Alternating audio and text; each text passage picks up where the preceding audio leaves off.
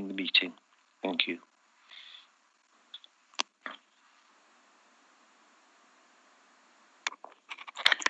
Welcome to the third virtual meeting of the Council. Since last meeting, infection rates have greatly increased across the country. And again, we find ourselves in a lockdown situation. However, vaccines are rapidly being rolled out and priority groups so that the end may be in sight. Please stay resilient during this final push and continue to follow the rules. I'll continue as chair the meetings tonight, but will now hand over to Mr. David Wellsby, Chief Executive of the Council, who will deal with the details proceedings.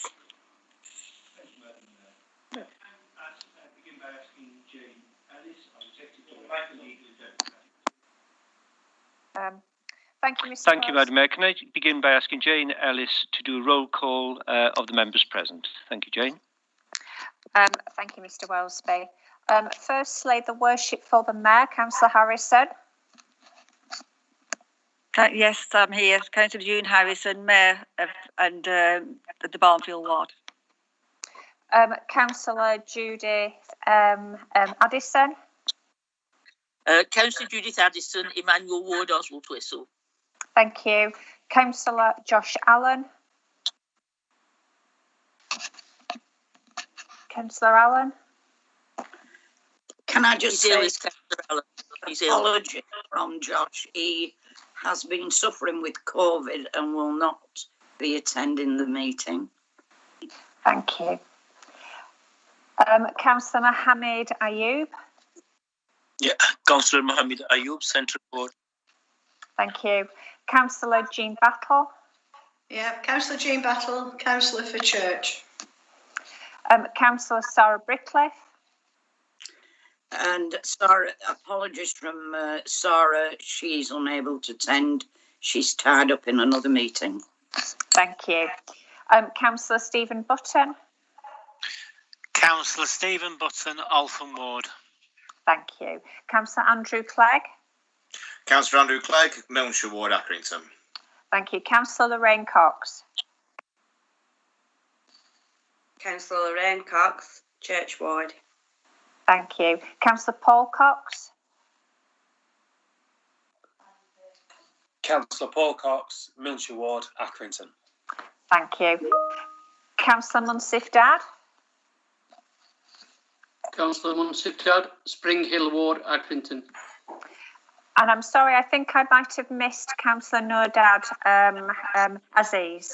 Apologies. No problem. Hi, it's Councillor Nordad Aziz from Netherton Ward in Great Harwood. Thank you very much. Councillor Stuart Eves. Councillor Stuart Eves, St Andrews Ward, Oswald Twistle. Councillor Diane Fielding. Councillor Diane Fielding, Spring Hill Ward. Thank you. Councillor Melissa Fisher. Councillor Melissa Fisher, representing Clayton Limoys. Thank you. Councillor Glenn Harrison. Councillor Glenn Harrison, St Oswald's Ward, Oswald Twistle. Thank you. Councillor Marlene Howarth. Councillor Marlene Howarth, also representing St Oswald's Ward in Oswald Twistle. Thank you. Councillor Eamon Higgins. Councillor Higgins. Apologies. Councillor Terry Hearn. Councillor Terry Hearn, Councillor for Baxenden.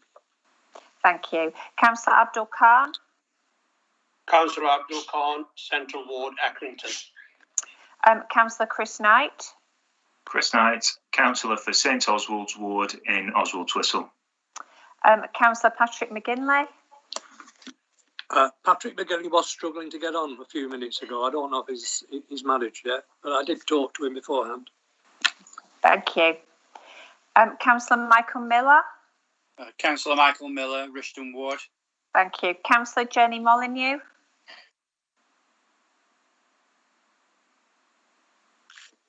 Councillor Molyneux.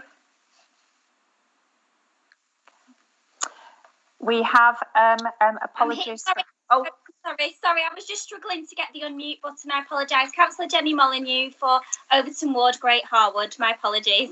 Thank you. We have apologies from Councillor Tim O'Kane and Councillor Dave Parkins. Councillor Dave Parkins, good evening everyone, Huncourt Ward. Thank you. Councillor Bernadette Parkinson. Councillor Bernadette Parkinson, for Netherton Ward, Great Harwood. Thank you. Councillor Miles Parkinson. Councillor Miles Parkinson, Holtham Ward. Councillor Joyce Plummer. Councillor Joyce Plummer, Peel Ward, Accrington. Thank you. Councillor Kath Pratt. Councillor Pratt. Councillor Jeff Scales. Hello, Jane. Councillor Jeff Scales, Rishton. Thank you very much. Councillor Paddy Short. Thank you very much. Councillor Paddy Short.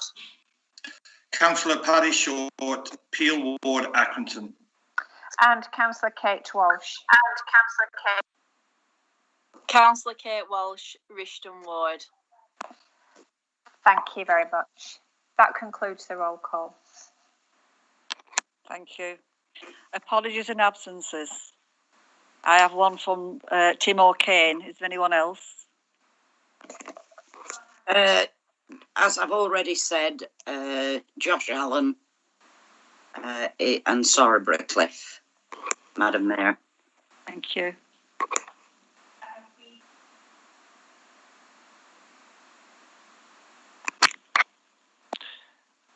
Jane, I think you may be on mute. Sorry, unless they've subsequently joined, we don't appear to have Councillor Higgins or Councillor McGinley or Councillor Pratt on the meeting. No. I'm here, Jane. I got thrown out. I had to re-log in. Thank you, Kath. Thank you. Thank you. That it? Thank you, everyone. Can I just ask Member Services to see if they can give a call to Councillor McGinley and see whether there's any assistance we can give him in joining the meeting. And Madam Mayor, can I invite you now to move on with item 2, please? Thank you. Are there any declarations of interest or declarations of dispensation? No. None received, Madam Mayor. And can you now move on to item 3? Amendments. Announcements, Madam Mayor. Announcements. Councillor Tim O'Kane absence tonight is due to the recent hospital procedures. I would like to send him our best wishes and hope he has a speedy recovery. And the sad news. My sympathies go out to the families and friends of 2 former councillors who sadly passed away shortly before Christmas. Mrs. Joan Scholes, who died on Monday, 30th of November 2020, aged 90. Joan was a Conservative councillor and a party deputy leader who served the Baxenden ward between 1991 and 1995. Mrs. Lisa Allen, who died Thursday, the 24th of December 2020, aged only 55. Lisa was a Conservative councillor for 4 years between 2015 and 19 for St Edward's Ward and was a member of many community groups. My deepest condolences to her family and in particular to one of her sons, Councillor Josh Allen, who's not present tonight. If anyone wishes to say a few words about the former colleagues, please indicate now.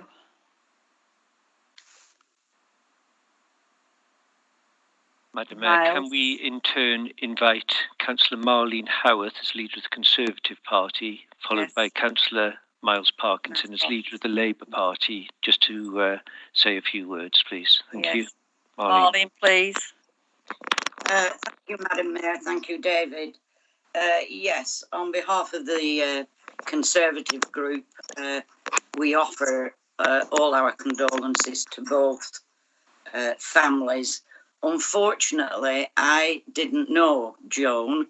She was a little, well, in fact, quite a lot before my time. I'm sure Miles will have known her and be able to say a little more than I can. but I did know Lisa, and Lisa was not only a special friend, she was a great work colleague, and we worked very well. And for 4 years in St Oswald's ward, we did good things, and she was very well respected in the ward. She also did a terrific amount of work within the community, and she absolutely adored her 2 sons, Josh and Jake, and her grandchildren.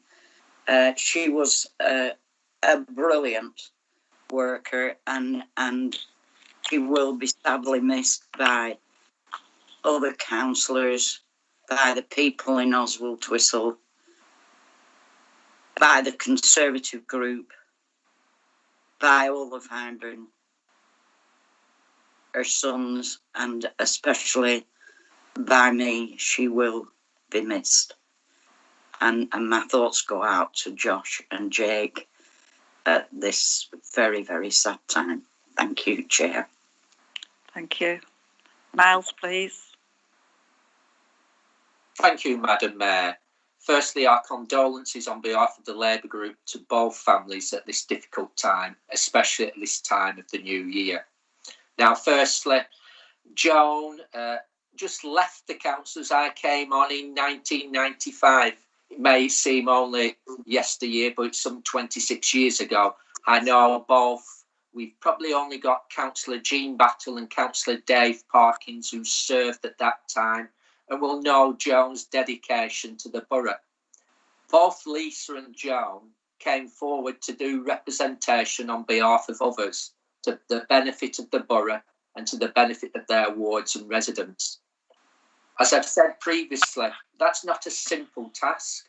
It's an arduous task with little gratitude and mainly very few thank yous. But they did it with aplomb. I knew more about Lisa and acted and interacted with Lisa on many projects. And of course, through a working life as well, doing many different things and approaching the council. Both Joan and Lisa showed their willingness to actually engage in many different things over their service on the council. And of course, recently with Lisa, Josh, our heartfelt thoughts go to Josh at this time, who also serves on the council. And on behalf of all of the Labour movement, our condolences go to both families at this time. Thank you. Could I bring in Jean Battle, please? Thank you, Madam Mayor. As the leader said, I knew Joan because Joan got on after me. She was a very forceful woman, very passionate about who she represented, and I don't know, I enjoyed Joan's company occasionally. She was a case.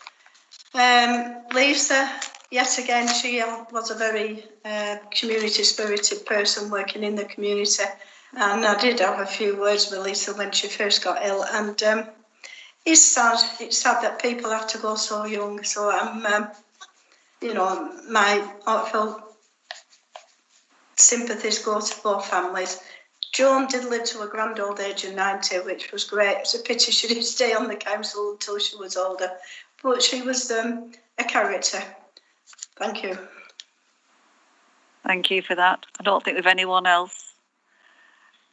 Just to say that they will be all missed within the council chambers. I want to again thanks again and wish to offer my thanks to the key workers who are helping to get us through this pandemic at this difficult time. Thank you, Madam Mayor. Can I now invite the leader, Councillor Miles Parkinson, to give the council any announcements that he may have. Thank you, Madam Mayor. There's no formal announcement, and I know the Chief Executive shortly will give a brief update on where we are with COVID and also vaccination. Clearly, the next couple of weeks will be critical in getting COVID under control, but even more critical is the rollout of the vaccination programme. across Hyndburn, which has started at the Acorn Centre in Accrington. And of course, more announcements will be made in due course. So I'll leave it at that and for the Chief Executive to update us on the latest position, Madam Mayor. Thank you. Thank you very much. Councillor Battle, can I just let you know that your hand remains raised? If you could lower that, that would be great. Thank you very much. Oh, it's gone now. Okay, thank you. Thank you, Madam Mayor, and thank you, councillors, for allowing me the opportunity to update you on the pandemic and our response to it. I'll start, as I always do, with the national picture. Since my previous statement to Council on the 18th of November, the number of confirmed cases in the UK has more than doubled. It now stands at over 3.1 million compared to the 1.4 million total 8 weeks ago. As we focus into the local level, the UK figure includes 2.7 million confirmed cases in England, around 70,000 cases in Lancashire, and around 5,600 confirmed cases in Hyndburn. In the most recent week, the Office for National Statistics Infection Survey has estimated that around 1 in 50 people currently has the virus across England. That's a figure that rises to around 1 in 30 people in London. There's no figure provided for Lancashire, although it would be reasonable to suggest that the rate sits somewhere between the London and the national rates. In the week to the 8th of January, the case rate in Hyndburn stood at 721 per 100,000. This is the highest level recorded in the borough since the start of the pandemic, and it represents a sharp increase of around 180% since Christmas. The same pattern of rapidly increasing case numbers has been seen across the country and the northwest region, and it's believed that this is being fueled by the second variant virus, which is dominating the current spread. Whilst the last 8 weeks has seen an extraordinary growth in the number of people infected with the virus, news reports yesterday suggested that there are some early indications that the case numbers may have reached a peak and that they may start to decline in the coming days within the areas that have experienced the highest rates. While we're going to need to monitor the data in Hyndburn, there are signs that this may be true for our borough too, and we would therefore hope to see an improving picture in the borough over the coming days and weeks. Sadly, we're all too aware, of course, that in the worst of cases, the virus leads to or is associated with a loss of life. In the UK, the total number of deaths recorded within 28 days of a COVID diagnosis stands at over 85,000. Since I last reported to you in mid-November, a further 49 residents have died in the borough, taking the total to 128 over the course of the pandemic. I now want to turn to the picture across our hospitals. Nationwide, you will have seen reports about the pressures that the latest surge in cases is placing on our hospitals and the NHS and care system more generally. I can only reinforce that we are now in a very challenging situation as the high numbers ratchet through into hospital admissions and, in turn, into high levels of demand on the intensive care units. While it's true that some regions of the country experienced a period of respite after the first wave of the pandemic, this is not the case in Lancashire, and our local NHS system has been under constant pressure since the first wave. Today, the level of demand due to COVID is higher than at any other time, and this is particularly true in Royal Blackburn, where the number of COVID patients has now risen to over 300, a rate that has doubled since Christmas, with a further 180 people being cared for through a virtual ward and 32 people in intensive care beds. That's an extraordinary level of occupancy in intensive care beds. These numbers are unprecedented, and the work of our local NHS system and care system in the face of unrelenting pressure, fatigue and reduced staffing due to COVID is nothing short of remarkable. In the days and weeks ahead, we can expect the levels of hospital cases to remain high due to the lag between case numbers reaching their peak and the hospital admissions that result from that. So on behalf of the Council, I would like to extend our continued best wishes and thanks to all involved in the NHS and care system for the work that they're doing. I'll now move on to describe the situation with vaccination. At the previous council meeting, I reported that we were moving forward rapidly in Lancashire with work to deliver vaccination centres that would enable us to start a programme of mass vaccination. Today, there is now a strong programme of vaccination underway in Lancashire, provided through a network of hospitals and primary care sites, such as the Acorn Health Centre in Accrington. Currently, these sites are focusing on the nationally identified priority groups of people in the 80+ age group, people in residential care, care workers and frontline NHS staff. By the 12th of January, over 108,000 vaccines had been administered in Lancashire and South Cumbria, and the systems in place are ready and able to scale up as more vaccine is made available to Lancashire. From next week onwards, an additional network of mass vaccination centres will be commissioned across the county, enabling us to accelerate the vaccination programme as the supply of vaccine allows. Our target in Lancashire is that everyone working or living in care homes will have received their first vaccination within the next 2 weeks. As I've already said, the progress that has been made on vaccination is strong, and we will do all we can as a council to support the work that the NHS is doing on this over coming weeks and months. The rollout of the vaccination is now the key priority in our fight against the pandemic. Vaccination will massively reduce the number of people infected with the virus. Where people are infected, it will significantly reduce the risks of them needing hospital.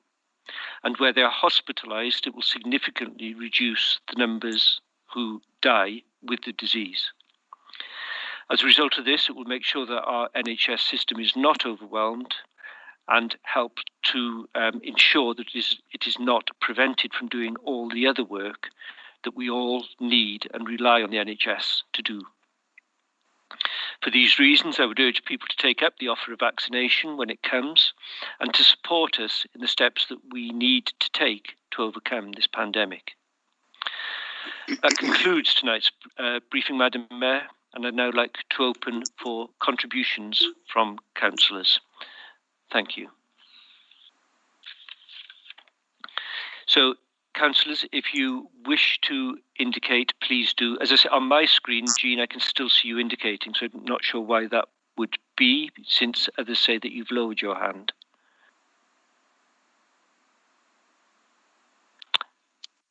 Okay, so I'm assuming that there may be something in the pictures that I'm seeing that I can't see anybody indicating apart from Jean Battle. Stuart Eves. Okay, what this is telling me is that I don't have the facility then to call you forward as speakers because I can't see who's indicating. Okay, so Stuart Eves is indicating. Stuart, please can we bring you in? Yes, thank you, David. Thank you, Madam Mayor.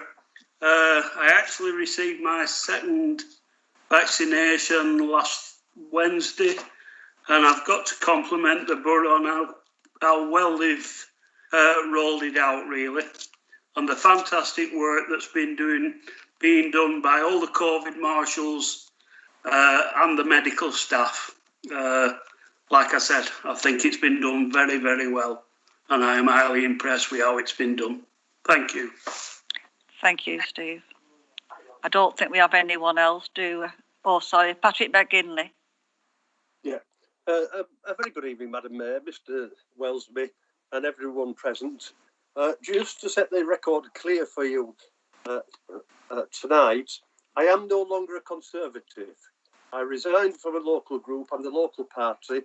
I'm continuing with effect from 8 AM today as an independent. But my views for my constituents are that I will still have Conservative values. It's just a fluke that I'm wearing a red shirt tonight in case any of you Labour folk get any ideas. But can I just say, Mr Wellesby, on the issue of injections, are we going to be included or go for the 24-hour likely facilities in some of the needle bays? Thank you, Councillor McGinley, and it's pleased to see that you've managed to join the meeting, so thank you for that.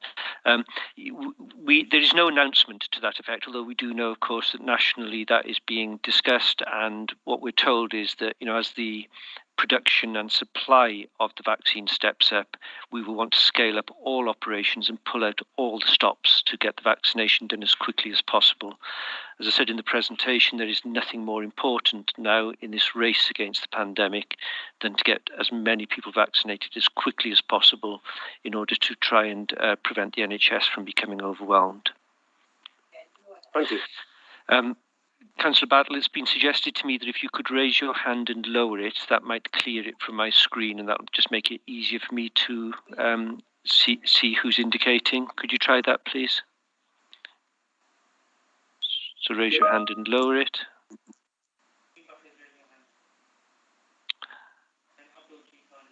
And are you able to lower that? David, I'm sorry, but it's not showing up on my screen at all. No, okay, thank you. It is on mine, and just ignore it. If I want to speak, I'll put my hand up. Okay, thank you. I mean, the other thing is I'm not seeing any other indications. So, in terms of calling people forward in the absence, Nordad Aziz, please. Okay, if we can fix the technicalities around this, I'll in the absence of which I'll ask Jane Ellis to do it. Okay, Nordad, please.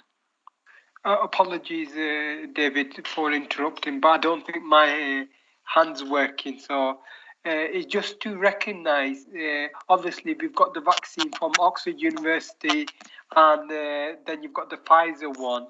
But just locally in Lancashire, that Lancaster University, my former university, has developed potentially a low-cost vaccine, which is administered by a nasal spray. It's been successfully trialled on animals. Now it's moving on to the human testing phase. And I think that highlights the strong research qualities we've got in the county. And that should be applauded. I just wanted to put that on record from the council, if that's okay. Thank you. Councillor Abdul Khan, please. Thank you, Madam Mayor. Firstly, thank you very much, David, for your very comprehensive report update, which is obviously very much appreciated.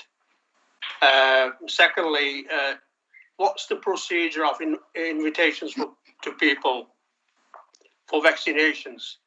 Is it through a letter, to a phone, or what?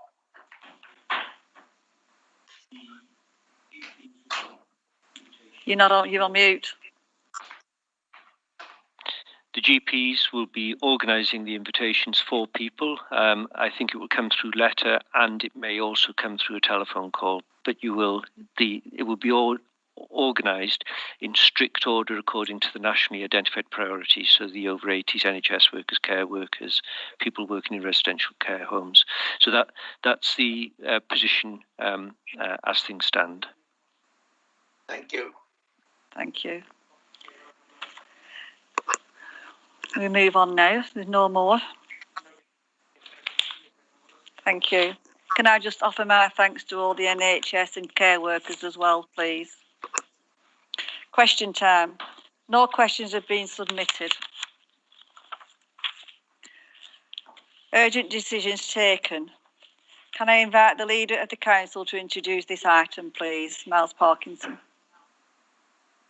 Thank you, Madam Mayor. It is simply to receive the decisions made under council procedures and for the council to receive them, Madam Mayor. Thank you. This report is for noting only.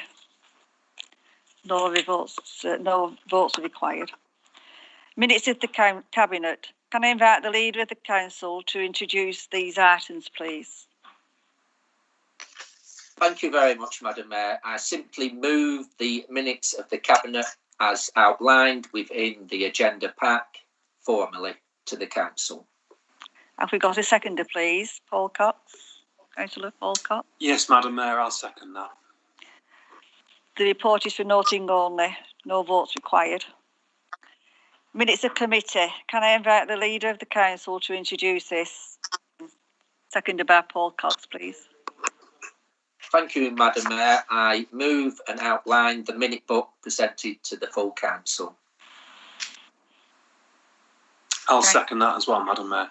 Thank you. The report is for noting only. Motions submitted on notice. You will have seen that we have 4 motions before us this evening. In view of the limited amount of time available, can I ask all speakers to keep to the point and please do not repeat any points that have already been made.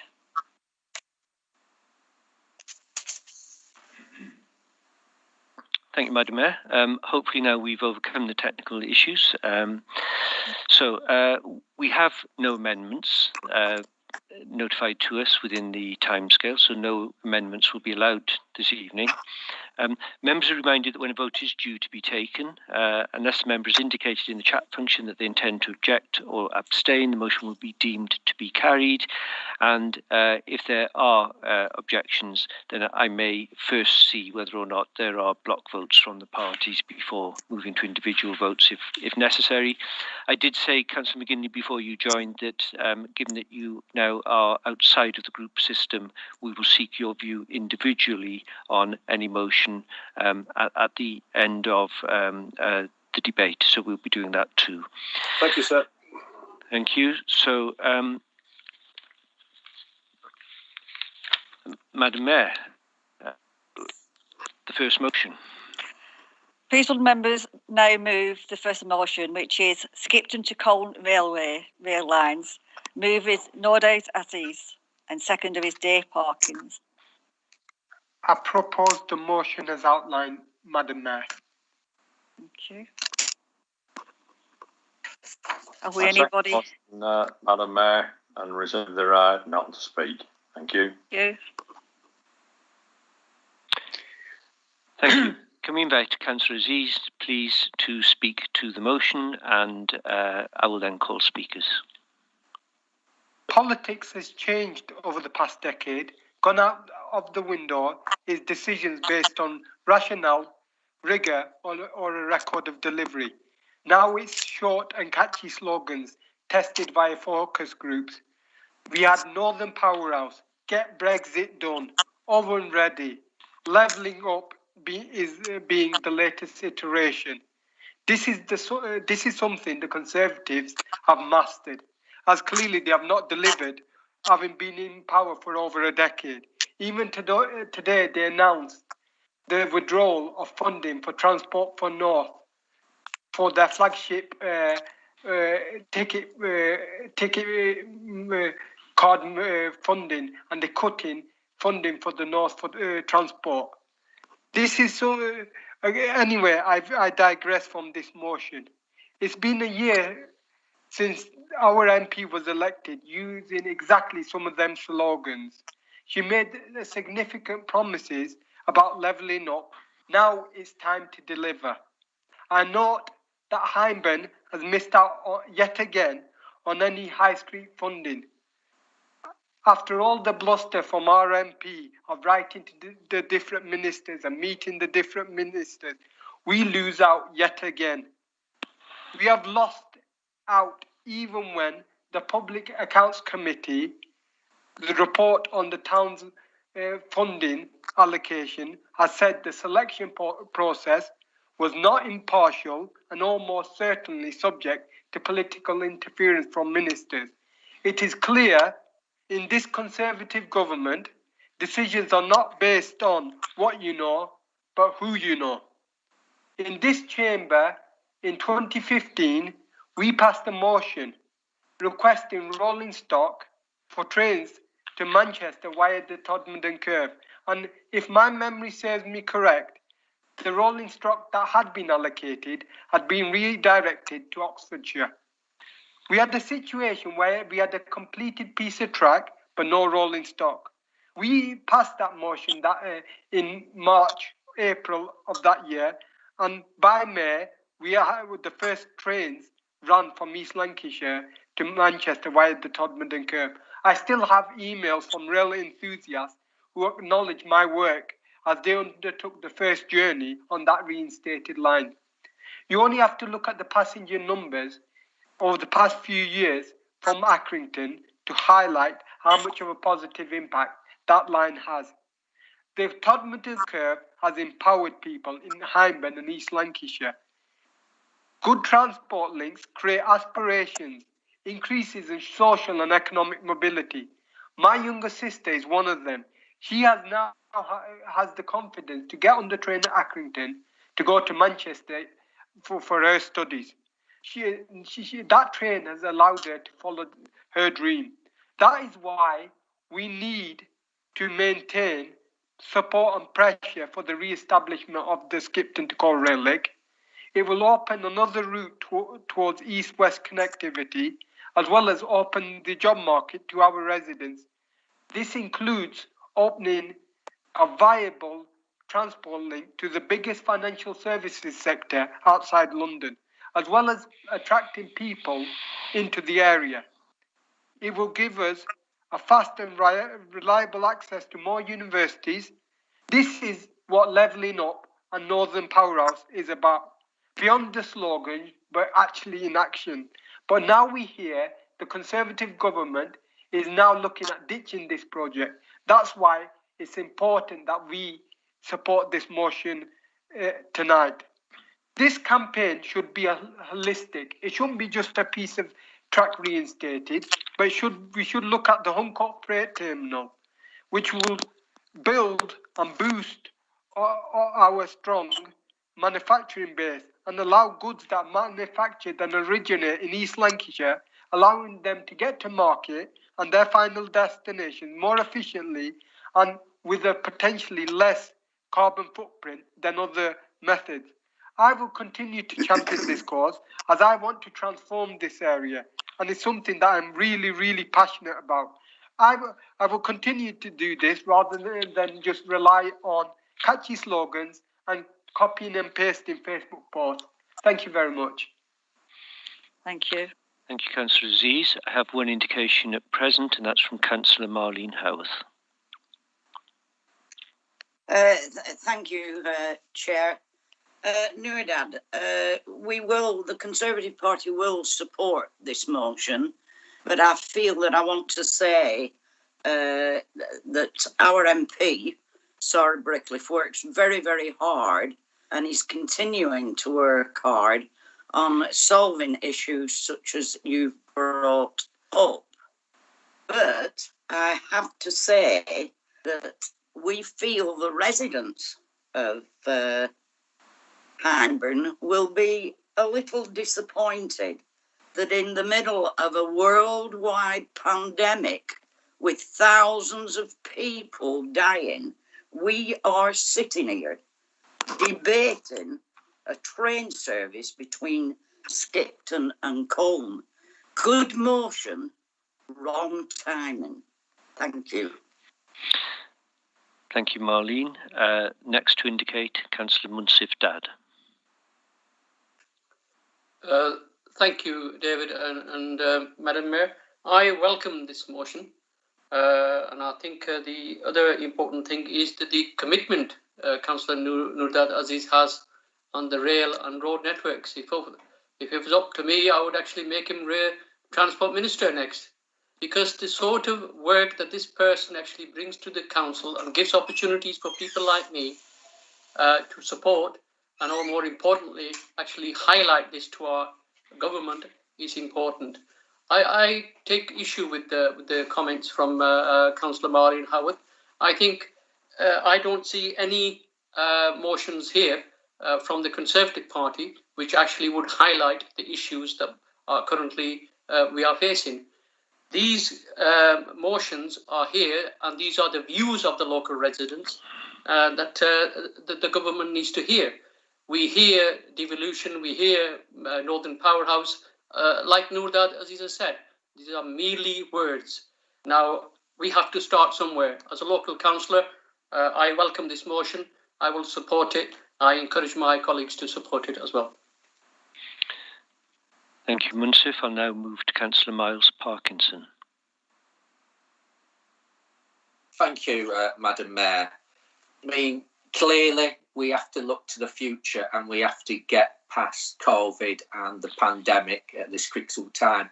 The future for the borough is critical, and critical to that is connectivity. Our transport links are dire. We have been left on the branch line since the end of the Second World War. For the future of the borough, it is to look to the east and that west-east connection with the hub of Leeds and Bradford. It is crucial also when we mentioned the rail freight proposal at Uncourt, the container freight, to take advantage of the global world. One of the major costs for local firms is transport costs by HGV from ports as far down as Southampton or Norwich to get their container to Hyndburn. By having an integrated link at Uncourt on a national rail link would actually be an economic boom for the area, especially for businesses to get their costs down and compete on a global stage. But as been said, it's jobs and it's also location. So it opens up the opportunities for ones in Hyndburn to apply for jobs within an hour, and that can be in Leeds, Manchester, or even farther afield as the transport links speed up with that investment. But at the same time, it also brings inward investment. So it's dual-acted in many different ways. And one of the main strands for the borough to move forward is connectivity with highways linked to the digital revolution and green. Many different things which this administration wants to get off the government. The government is given a commitment. We now need to see the financial investment, especially seeing the rail minister is Andrew Stevenson, the Member of Parliament for Pendle. We would see it as dire if this link is not delivered in the short term. It has been talked about for decades, and it's simply a short section of rail link between Colne and Skipton, which would do so much, not just for Hyndburn, but for all of East Lancashire, which has been neglected too long by too many different governments of different shades. Madam Mayor. Thank you. Thank you, Miles. Stephen Bitland, please. Thank you, David. Yeah, I support this motion by my colleague, Councillor Noordad Aziz, and I know it's not the first time he's brought this motion to the council. I not only support it as a councillor for Hyndburn for the reasons that Miles Parkinson's just mentioned, i.e. connectivity and jobs, but also as someone that's actually had their work opportunities impeded by not being able to travel over to West Yorkshire. As a supply teacher, sometimes I've took assignments over that way. I had a regular assignment at Keighley College, and in the end, due to traffic problems, I had to give up that assignment because it was not practical to travel across there. If this rail link would have been in place, it would have made it so much easier. And it's just an example of how much it would bring to residents of Hyndburn if we had this in place. So I support the motion. Thank you. Thank you very much, Stephen. And the final speaker I have indicating is Kath Pratt, please.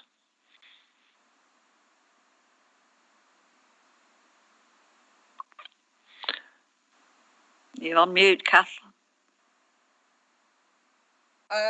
It's a good motion in essence, but I think there are other things to be considered. I think we need to look at our links into Manchester that need to be introduced with all its links to London and abroad. It's all very well crossing the Pennines, but where does that lead us to? The east of the country. We need to go south. We need to introduce Manchester. And I do think at this point in time, when we're struggling with the pandemic, we should have other things on our minds, but it is something to be considered, and I will support it. Thank you. Thank you. Can I invite Councillor Aziz to sum up, please? Thank you, Dave, and thank you for all the speakers. Just coming back to Councillor Howard's point, this pandemic will end, but I'm elected as a councillor from Great Harwood to drive change, improve the lives of my residents and the residents of Hyndburn. And to drive change, we need to all have a vision. All of us who were elected need to deliver why we were elected. And one of the things, like I said, I'm passionate about is actually having good connectivity, and so everyone can aspire and achieve to what they want to be, whether it's the young people who want to get good education or the graduates who've got educated and want to stay where they were brought up. We need to make sure we deliver for them. And that's why I brought this motion. And for me, infrastructure investment is key in driving regeneration of deprived communities. After the decline of the cotton industry in East Lancashire, you look around, we do need something to drive change in our area. And I know Councillor Parkinson has mentioned the Minister for Railway is the MP for Pendle, a supposedly ardent supporter and campaigner for the reinstatement. If under his watch, and after a decade of catchy slogans from the Conservative, this can't be delivered, in my opinion, only a Labour government will deliver for Hyndburn and East Lancashire.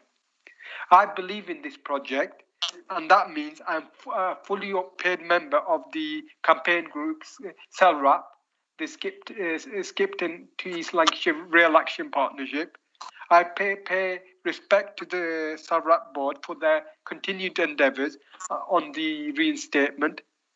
And note to date, I believe I'm the only councillor that has met with Network Rail, Transport for North about this project and other projects like Councillor Kath Pratt has mentioned. I think we all have a duty as elected members to continue campaigning for this. And I may not see the benefits for this, but my child will, and our children will.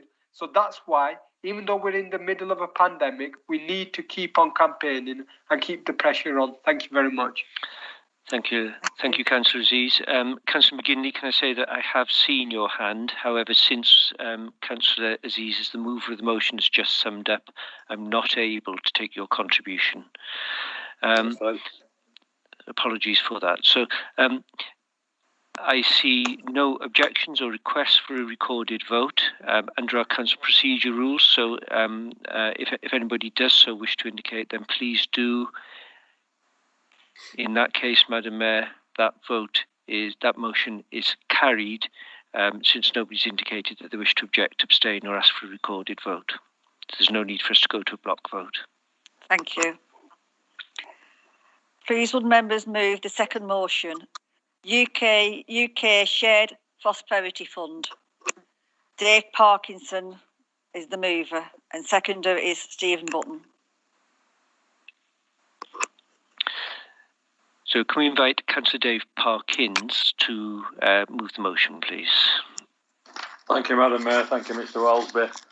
All I got to say personally is that actually I didn't know I was moving it for one, but I'll do my best. As Tim's in hospital. Like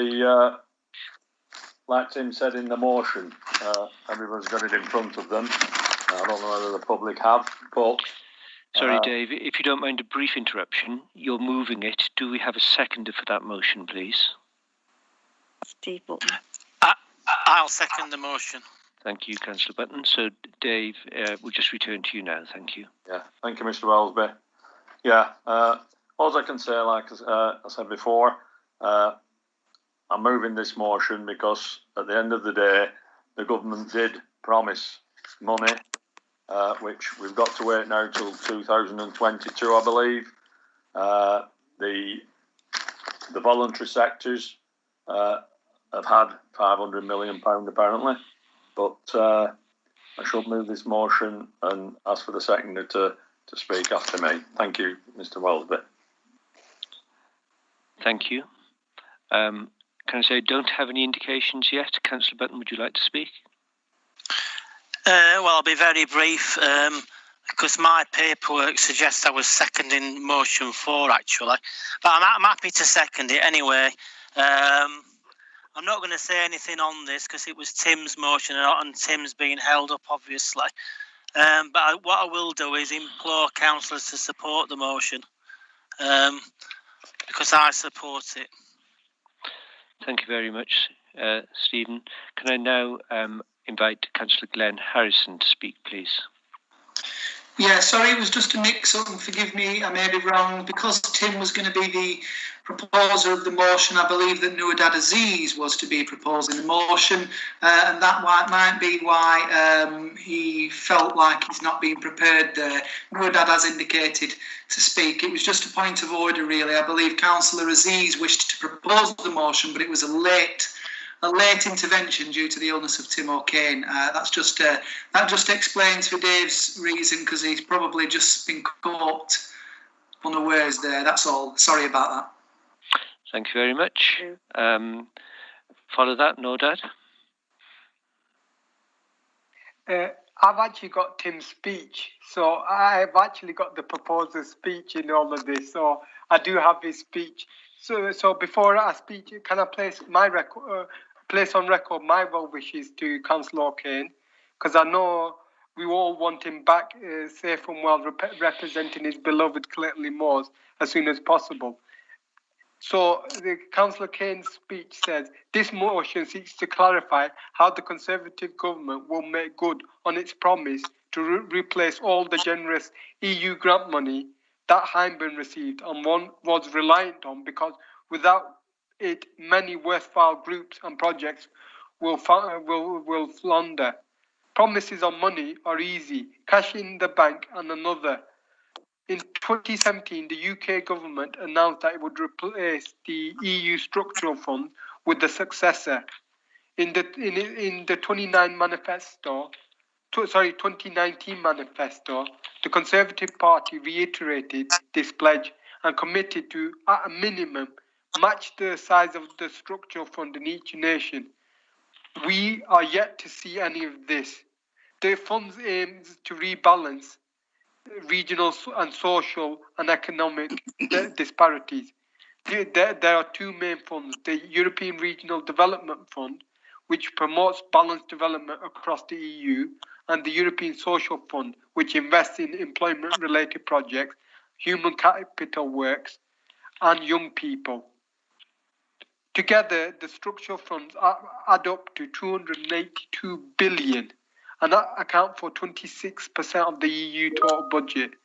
That's why it's important that we ask the government for clarity. And I think, for me, Brexit's happened, the sunny uplands have arrived. It's now time for this government and those that believed in Brexit to deliver. Because already we've got fish rotting in the Scottish Island, we've got eels delayed in the Welsh Valley. It's time we actually had a government that actually delivered and, delivered on what they promised on. Thank you very much. Thank you. Thank you very much. We have no further indications at this time. Dave, you did in fact move it, whether that was the script or not. Do you wish to sum up?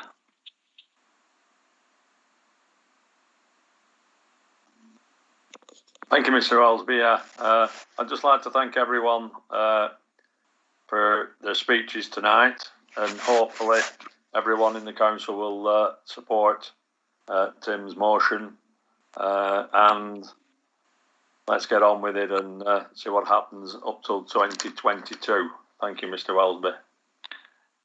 Thank you very much. Thank you. We don't appear to have any indication of objections or abstentions or a request for a recorded vote. This is your last chance to do that if you want to. Thank you. In that case, in the absence of that, the motion is carried. Madam Mayor. Thank you. Please would members move the third motion, cuts to universal credit. Mover Glenn Harrison, seconder Councillor Paul Cox. Thank you, Madam Mayor. This council notes that next April, the government plans to cut the benefit level for millions of claimants by ending the time-limited increase to the basic rate of universal credit and the tax equivalent, announced by the Chancellor on the 20th of March as part of his pandemic response package. The £20 a week boost reflected the reality that the level of benefits were not adequate to protect the swiftly increasing number of households relying on them as the crisis hit. Exactly because that increase was very significant and welcome move to bolster low and middle income families' living standards, its removal will be a huge loss, impacting Hyndburn residents unfairly at an already difficult time. The increase in benefits has had a positive effect on the lives of thousands of Hyndburn claimants who are better able to pay for life's essentials, such as food, clothing and utilities. The local economy has also benefited from the increase in benefit levels as claimants spend their money locally, thereby supporting local businesses and jobs. We believe pressing ahead would see the level of unemployment support fall to its lowest real terms level since 1990-91 and its lowest ever relative to average earnings. Indeed, the basic level of out-of-work support prior to the March boost was £73 a week, £3,800 a year, less than half the absolute poverty line. We resolve that this council writes to Chancellor Rishi Sunak and to the Prime Minister Boris Johnson, demanding that the £20 increase to universal credit is made permanent and extended to claimants on legacy benefits. And we resolve to work with other local government organisations to form a coalition to pressure the government to make the £20 increase to universal credit permanent. I move this motion. Thank you, Glenn. Can I now ask for that motion to be seconded, please? Councillor Paul Cox. Yes, I'll second that motion and also reserve the right to speak. Thank you, Paul. Can I invite other members that may wish to speak on this? Councillor Kate Walsh. Hi, thank you, Madam Mayor. Yeah, I just wanted to make the point that of how important the £20 a week will be for families in Hyndburn, but also across the UK. It is expected that food prices will continue to rise in 2021, and there has also been a 40% rise in arrears of gas and electric bills over the lockdown of the last year, direct result of the lockdown. And I feel that those residents that are in arrears now will most likely rely on that extra £20 a week once lockdown finishes and the electricity and gas bills fall to clear their arrears. So I think it is very, very important that the extra £20 a week does remain. Thank you, Kate. Thank you. Can we move now to Councillor Stuart Eaves, please? Thank you, Dave and Madam Mayor. I just feel with this, it's once again a case of typical penny pinching by our government and taking money off the most vulnerable in society. What I want a responsible government to do is chase the people that are avoiding paying their due taxes. And I want that money to be invested into the vulnerable, more vulnerable in society. I would urge everyone to support this motion. Thank you. Thank you. Thank you, Stuart. Can I invite Paddy Short, please?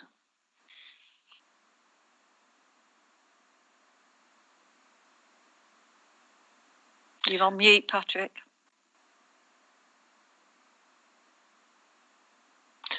Can I invite Councillor Paul Cox, and we'll see if we can bring Paddy in next. Oh, Paddy, you're there. Okay, please come in. Yeah, sorry, Dave, that's a bit of IT problem. Thank you, Madam Mayor. Thank you, Dave. I won't go into detail on this on the sexual motion because I believe my colleagues have covered that very well tonight. But I would like to take this opportunity to place a light if you'd like, on reality to especially our Conservative MP who unfortunately can't make it tonight. And that is, there are families in our borough, our community, who are struggling. There are parents who every day are having to make the choice not to eat so their children can eat. There are parents who cannot sleep at night because they are worrying that they cannot support their family. There are parents scared to open the post in case they receive the final reminder that they can't afford to pay. There are parents who live in the fear of door knocking in case it is a debt collector. That is the reality. And when the Labour Party, the local Labour Party, usually bring a motion like this to full council, we are accused by the local Conservatives of playing politics. Well, the truth is, we are playing politics.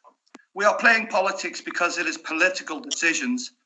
It is the political decisions made by this Conservative government in the last 10 years that have caused these families to struggle. Food bank use rising from 41,000 to 1.9 million under this Conservative government. Child poverty rising by 800,000 under this Conservative government. Now, this government can ignore these families, but they're not statistics. They're not faceless. They are our families, our neighbours, and our residents. We, the Labour Party, will not stay silent, no matter what the local Conservatives accuse us of. We will speak out, and we will continue to fight for these families. And yes, we will continue to play politics. Thank you very much. Thank you, Paddy. Thank you.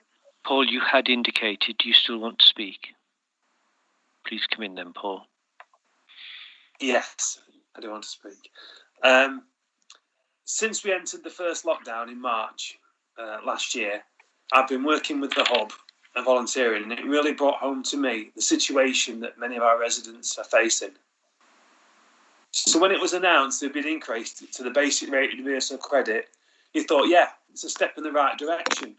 Although shamefully, I might point out, it was the first increase for over 5 years. But at least it was a move to help. Unbelievably then, central government announced its removal. If we put this into perspective, within Hyndburn, we went from just over 5,800 universal credit claimants in March 2020 to over 9,500 by November 2020. That's a 64% increase. These residents live in all our wards and are spread across the borough. What they need is our support in lobbying the government to reconsider their decision to remove this increase. What we have to remember is many people who find themselves on universal credit aren't there by choice.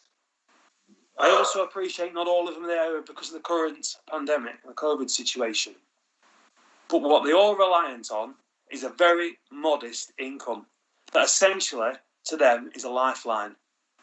Cut that lifeline, and those who receive universal credit or working tax credits come to that from that fact, won't be able to cover the costs or even provide for the basic essentials of life, a right we all deserve in a society that claims to care. Many will face increased debt, stress, and with limited options to increase their income, will face a bleak future. Getting people back into the work is the most important part of rebuilding from this crisis.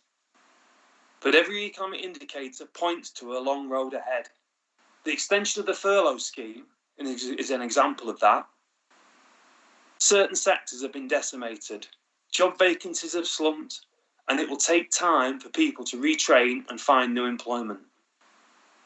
Providing enough for people to meet their costs is essential to give security for the future. As well, it will also help increase the spending and support local economies. If this pandemic has shown us one thing, it's the huge divide in wealth and opportunity that faces many of our residents within Hyndburn, which has only increased over the last 12 months. I see very little of the levelling up we were promised in 2019. For example, we already face a situation for every 30 children in a classroom, 8 will be in poverty. Those are the numbers we're facing today. And let's not fool ourselves. This isn't down to Labour-controlled local authorities or Labour councils, either district or county. Because if you believe that, then you're masking the bigger picture. And that picture is there has been a Conservative-controlled government for 10 years. And to me, the buck stops there. I would say to our MP to go back and tell all the Conservative government as a whole that we appreciate that this pandemic will have to be paid for. But don't ask the very poorest in society to make that sacrifice. Don't ask hard-working families to pay more council tax. Instead, look to the huge multinational companies to pay their fair share and to stand up to the responsibility of paying the correct taxes to help this country recover. Not bully those not strong enough to stand up. That's why we are members of the Labour Party, and we will continue to do that and support our residents, especially in a time such as this. That's why I fully support this motion. Thank you, Paul. Can I now call Councillor Abdul Khan, please? Thank you, Madam Mayor. Thank you, David. I too, like my colleagues, I echo Paul, Paddy and Stuart's every single word that they've said. They've actually hit the nail on its head. Like them, I mean, Central Ward is the most deprived ward in Hyndburn. And there are families who will struggle without the £20. And therefore, I mean, we're talking about people fighting against COVID. And in order to help them fight against COVID, I know we've got injections coming, vaccinations coming. By the time that comes, people will need financial support. And what are we trying to do? We're trying to take the money away from their pockets, which is wrong. So I would fully support this motion. Thank you. Thank you. Thank you, Abdul. I have no further indications. I therefore return to the move of the motion, Councillor Glenn Harrison. Thank you, David. Thank you, Madam Mayor. Boris Johnson has dropped the strongest hint yet that he may cut millions of families' universal credit by £20 a week in April. The Prime Minister is facing desperate pleas to remove almost a fifth of the 5.7 million people's basic allowance. He has stated that he would rather focus on jobs and growth in wages than focusing on welfare. He added the best thing is to get people into employment, despite the fact that 39% of people, of the 5.7 million people, are on universal credit in October already had a job. 39%, they already had a job. Universal credit was raised by 1,040 for the 2021 financial year to help with the impact of coronavirus. But currently the government plans to cut the basic monthly allowance from £409.89 to £324.84 on April the 12th. Any decision to keep the higher rate may only come in the March budget. Grilling the MP at the Commons Liaison Committee, the Labour MP Stephen Timms urged him to keep the rise. Mr Timms said that thanks to the rise, many claimants will finally be able to shop at supermarkets again rather than food banks. The MP said, "Isn't it unfair to leave it until March for them to find out whether the cut is going ahead?" And Mr Johnson stressed that any final rate was still under review, but refused calls to end the agony of families right now. He said, "I take your point, but I think what people want to see is jobs. We want to see people in employment. We want to see the economy bouncing back. I think most people in the country would rather focus on jobs and growth and in wages than focusing on welfare, but clearly we have to keep all these things under review." The Shadow Work and Pensions Secretary Jonathan Reynolds tweeted, "Universal credit is also an in-work benefit. Please learn that it affects millions of families. Aside from this fundamental point, it's the government's incompetence and indecision which has caused the worst recession of any major economy. Mr Johnson also rejected calls to raise legacy benefits for disabled people, which will rise 35p a week in April to the universal credit rate. The PM said, "We want everybody to move on to universal credit. It's a successful system." He appeared unaware that people with severe disabilities are not able to move on to universal credit.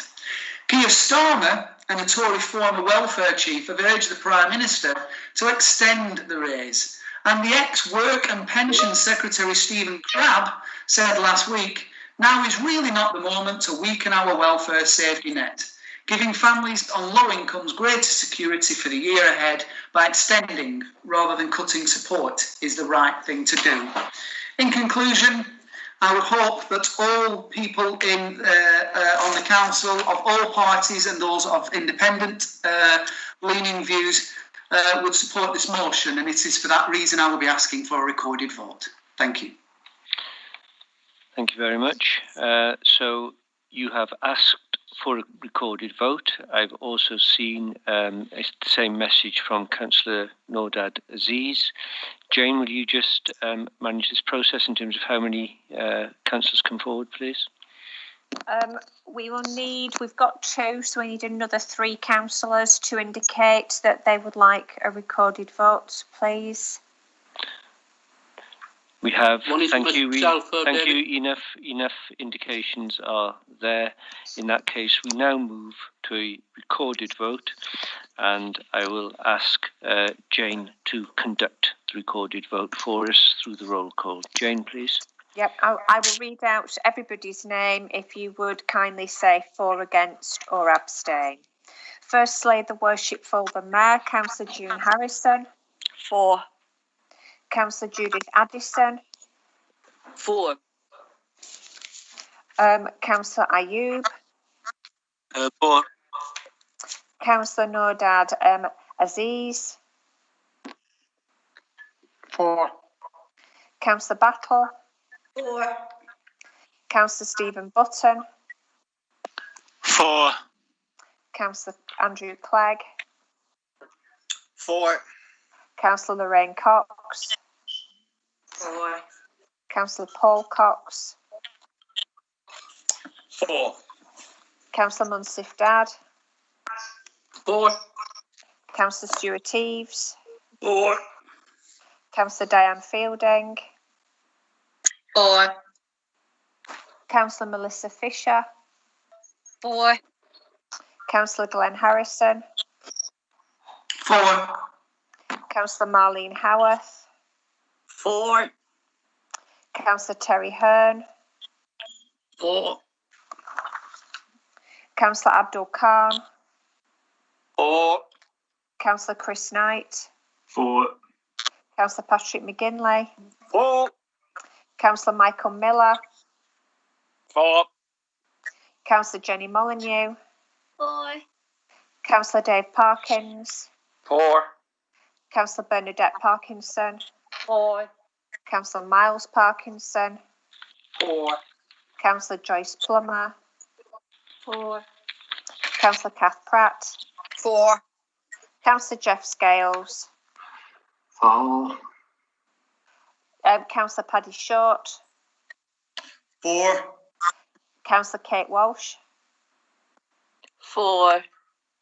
So that would be carried unanimously. Thank you.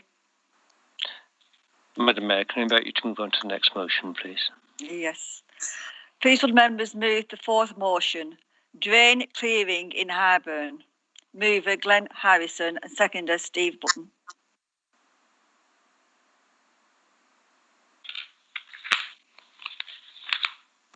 Thank you, Madam Mayor.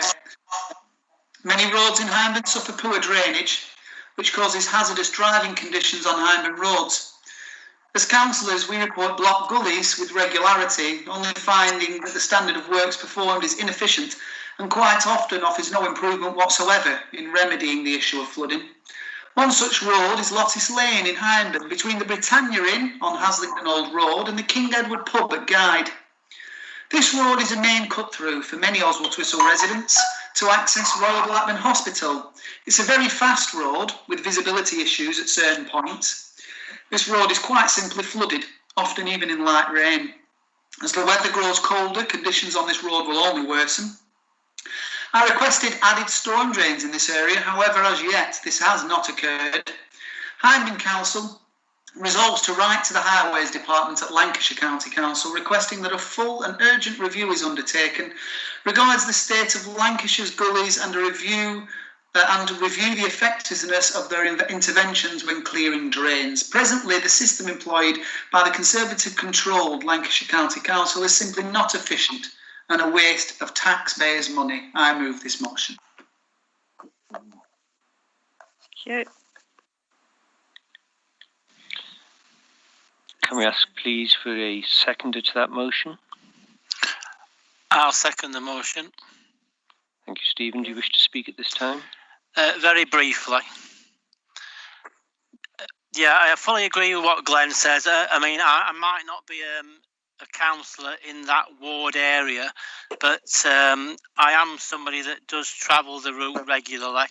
And overall, what I do see on Hyndburn's roads as somebody that travels on two wheels regularly, whether that be cycle or motorcycle, is very poor quality roads that are poorly maintained, because we seem to be at the back of the queue when it comes to the Conservative-run county council's road management.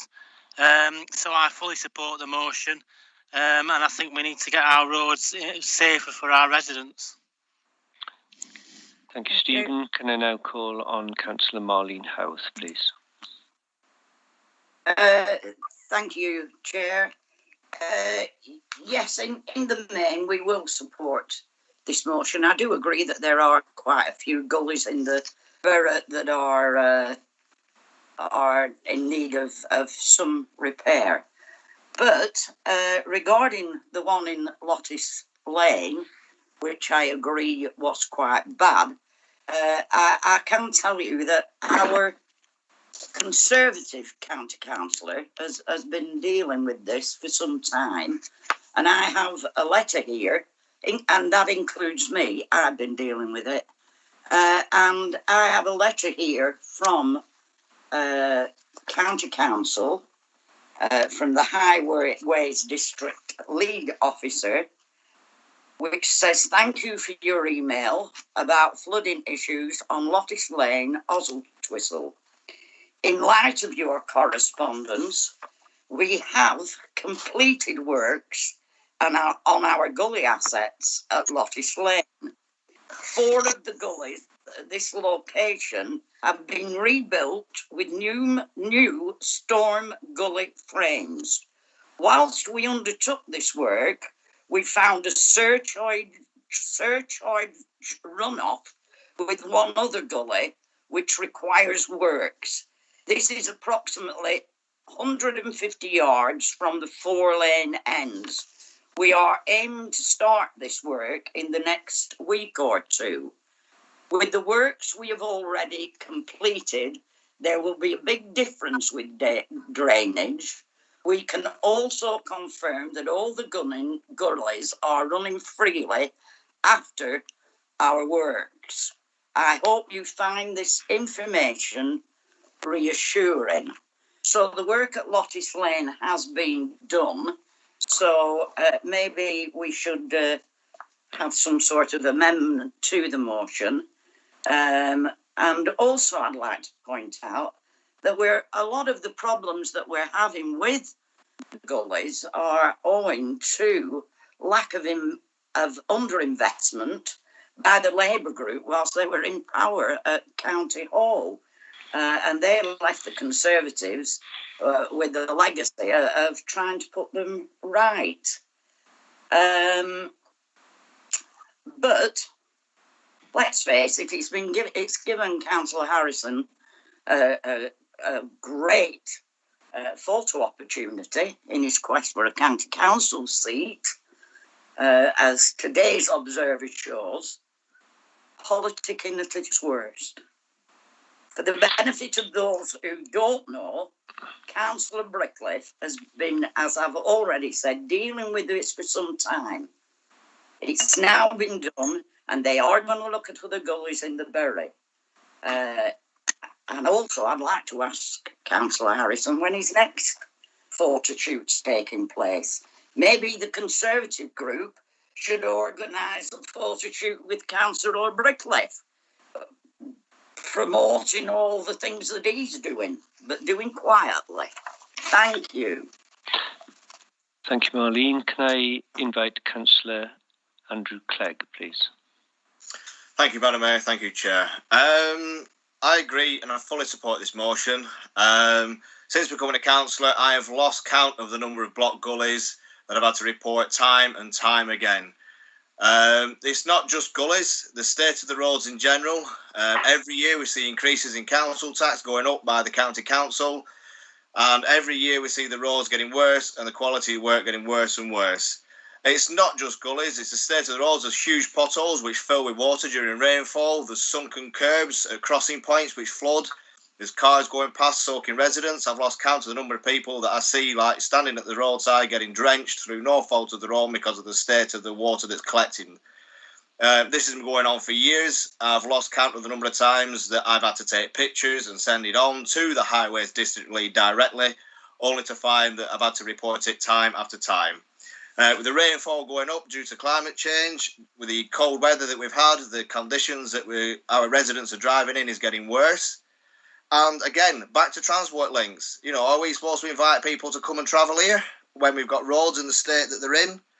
You know, this is something that needs sorting. It needs proper investment. And I think, like I said, this motion brings a highlight to this. And many of the issues that all councillors of all wards face time after time after time, and are probably getting fed up of doing time after time after time. And I will put that on record. Thank you. Thanks, Andy. Can we move, please, to Stuart Eaves? Thank you, David, Madam Mayor. Yeah, I mean, obviously, I support this motion. It's a road I use very often. I mean, in fact, the last time I used it was just before midnight last Thursday, when I had to rush to the hospital before my brother passed away at 12:20. The road is not fit for purpose. It sometimes feels like you're aquaplaning on it rather than driving on it. And now we have an added problem where we have a pothole problem that is causing considerable damage to cars. Not helped, obviously, by the flooding that it gets when the rain gets bad.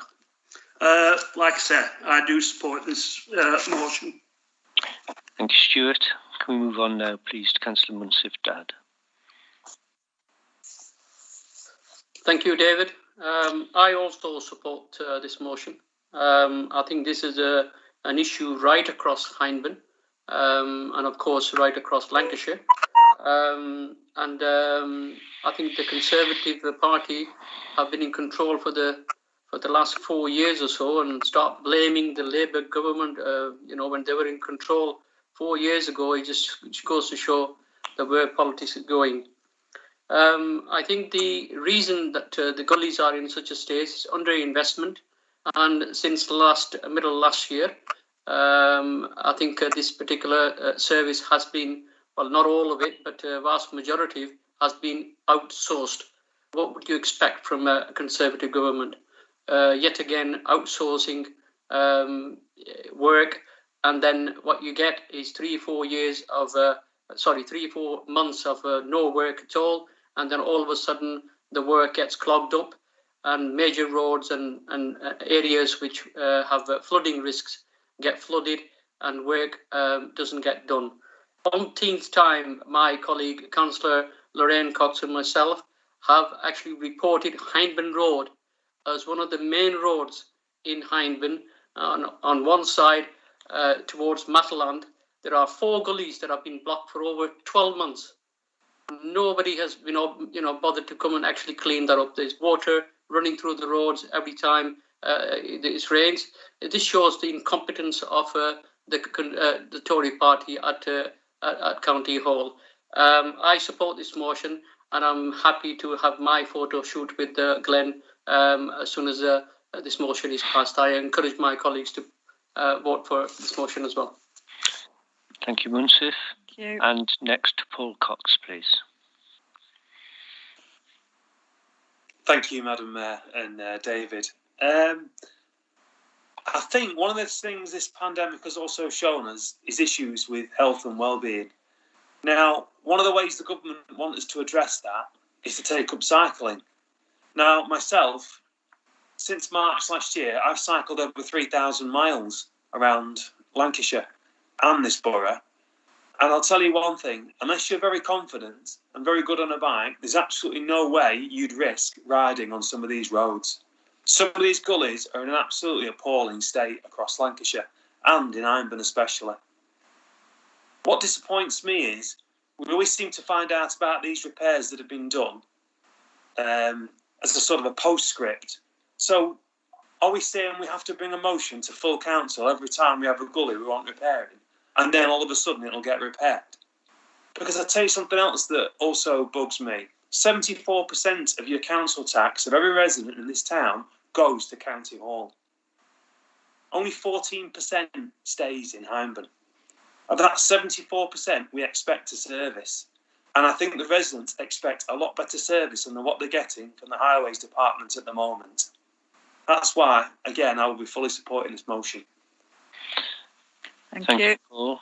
Can I move to Councillor Nordad Aziz? Nordad, before you speak, I did notice earlier Councillor Patrick McGinley had a hand raised. Patrick, if you do wish to speak, would you raise your hand again? But we'll take Nordad for the time being. I'm happy to give way to Councillor McGinley and I'll come in after. I'm more than happy to. Please come in, Nordad, and if Councillor McGinley wishes to speak, he can raise his hand again. Thank you. Okay, that's fine. For me, we talk about gullies. I've been reporting St. Hubert Street in Great Harwood, and I've got the evidence for best part of 4 years. And every time they say it's been done. And every time I walk past it, it's still blocked, probably worse than it was the last time I reported it. And it seems to be a recurring theme from this Conservative County Council. They take jobs as being complete, because it's probably been outsourced. And then when you go and check on it, it hasn't been done. It's like the potholes that are reported on St. Edmund Street. It literally nearly swallowed one of my young residents, and yet it's been marked on the online reporting system as complete. And as Councillor Dada highlighted, sheer incompetence from the Conservative County Council again. And Councillor Havas talks about photo opportunities about the former council leader, Councillor Brickliffe. If I remember correctly, he jumps on any bandwagon going for his photo. He doesn't need Councillor Harrison for tips. He probably invented getting his picture taken at any pothole or any issue. We're still not at his level. So I don't think he needs Councillor Harrison for guidance on that. Thank you, Noda. There's quite a few smiles going on there. I don't know what to make of that. Could I now invite Councillor Judith Addison, please? Thank you, Madam Mayor, Mr. Wellesby. I became a councillor 11 and a half years ago in Oswald Twistle, and I had people telling me then, residents in the Fielding Lane area, that Lancashire County Council had ceased some time before to clean out the gullies regularly. Apparently at one time, I don't care whose administration it was, but we must be going back over 12 years. But prior to that, once or twice a year, all the roadside gullies, front streets and adopted back streets were cleaned out on a regular basis. And then probably on cost grounds, whoever's administration it was decided to stop that. Well, it's been false economy, hasn't it? Because we all know gullies that are full up to the top with leaves and soil. Also, because the water can't get away in the winter like now, it freezes and it makes the roads very dangerous. So I'm not particularly into apportioning blame as to whether it was a Conservative or a Labour administration at County Hall who decided on cost grounds to stop cleaning out the gullies regularly. But rather than having to make one-off pleas and complaints, I think we should be asking for reinstatement of regular cleaning out of the gullies so that these problems wouldn't arise. Thank you, Madam Mayor. Thank you, Judith. Thank you, Judith. Can I now invite Councillor Abdul Khan, please? Thank you, Madam Mayor. Thank you, David. We've had 4 motions tonight, all good as each other, raising some very important issues for residents of Hyndburn. I would like to thank you to those who brought these issues to light, and I will be supporting the motion. Thank you. Thank you, Abdul. Thank you. That ends the indications, although I did see Councillor McGinley, your hand rise and fall again. Can you please just let us know if you would like to speak? I wouldn't want to exclude you if you have a contribution to make. Yes, please. Please come in. Short and sweet. Some may suggest that what I'm about to say is sour grapes, but it's not. I'm a politician of integrity and honesty, and this matter is a very serious matter that we've been discussing. And for the Tory leader to turn it to 2 personal attacks on a Labour councillor is a disgrace, especially when this is going out to the public. Thank you. Thank you very much. Can I now return, please, to the mover of the motion, Councillor Glenn Harrison? Thank you, David. Thank you, Madam Mayor. Just to mention that this isn't an issue unique to that singular road in Oswald-Twistle, as people have alluded to. It's an issue that spans the length of Lancashire as well as Hyndburn. With regards to photo opportunities, just so everybody knows, my party advised me to promote my ward work, and I will continue to promote my ward work, probably doubling my efforts now. Whether that be my candidate against me for county elections be Peter Brickcliffe or Josh Blaine-Allen, I will continue to fight for Oswald-Twistle. I don't believe that the gullies are running freely still. My mother lives on that lane. I was on the lane today. And the issue that I have with it is that as quick as it's cleaned, it all runs back in again and is back to the same state that it was in previously. With regards to when she mentioned that she would amend the motion, obviously we did receive an email. Amendments should have been forwarded beforehand, so I'm still happy that they will support this motion. And obviously apportioning the blame, whoever it is, and as we mentioned, as my colleague Councillor Munsif Dad mentions, they've been in control for 4 years, and the days of passing blame are behind us. This is, people aren't interested in what colour of the rosette people are in control. It's the fact that this is a dangerous road and it's a main cut through to Royal Blackburn Hospital. I suppose, in conclusion, I also know, by the way, that I have received correspondence that they were going to be putting cameras down there and doing lots of little bits of work. So hopefully that comes to fruition. I've been banging the drum about this for 4 or 5 years, purely because it's a road I travel with frequently. Not so much nowadays, since lockdown I don't get to see my mother except through a window, but I still do travel that to get her things when she needs them with regularity. And rather than as a popular tagline used by by the Conservatives is playing politics, as my colleague Councillor Patrick Short mentioned earlier, it is playing politics. We'll continue to play it because we're politicians. But the situation is regardless of that.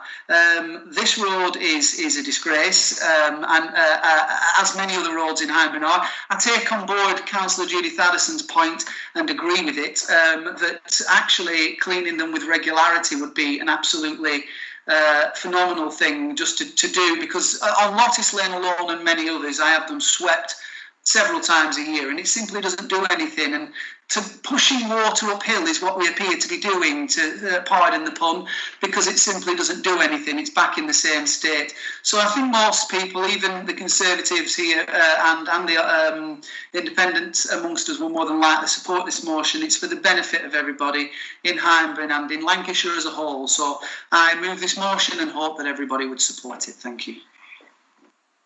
Thank you. Thank you, Glenn. I'm just going to give it minute or two to see if anybody wishes to object or to abstain or to request a recorded vote. Thank you. I have no indications that anybody wishes to do that, in which case no vote is needed. The motion is carried, Madam Mayor. Can I now invite you to conclude the meeting? Thank you. That concludes tonight's business. The next meeting of the Council is the budget setting meeting on the 25th of February 2021. Please stay safe and continue to play your part in the keeping the people of the Hyndburn and around the area safe. Keep safe, look after each other, and good night. Thank you. Thank you, councillors. I'm now going to call for the live stream to end.